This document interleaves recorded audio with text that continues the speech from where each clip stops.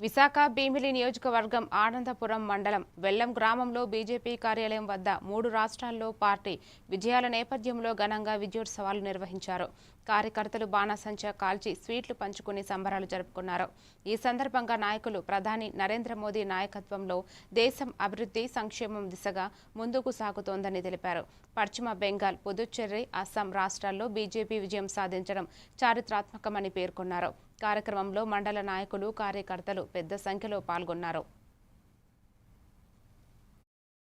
Assembly ఎన్నికల్లో 2 రాష్ట్రాల్లో ఘనంగా మనం ఎన్నికలు సాధించాము. ఇది నరేంద్ర మోడీ గారు నాయకత్వంలో భారీ మెజార్టీతో, అందులో పశ్చిమ బెంగాల్లో అతి మెజార్టీ గెలుపుడు ఇదే మన విజయం అనుకుంటాను నేను. ఎందుకంటే ఇంతవరకు కూడా సొరబారిదారులకి అనుకూలంగా ఉండేది ఆ ప్రాంతం.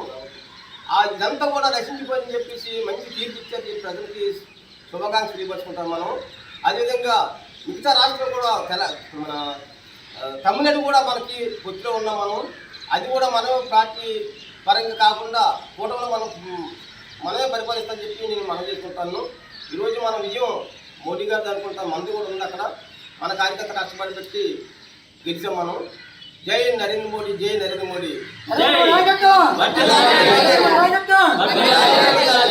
జై బీజేపీ, జై బీజేపీ, జై బీజేపీ, జై బీజేపీ. మన 5 రాష్ట్రాల్లో అస్సాం, పుదుచ్చేరి, పశ్చిమ బెంగాల్లో మన విజయం సాధించి బీజేపీ నిజంగా పశ్చిమ బెంగాల్లో విజయం సాధించిన నిజం హిందుత్వం మనం చూపించి భారతీయ జనతా పార్టీ ప్రత్యేక నరేంద్ర మోడీ నాయకత్వాన్ని చూపించి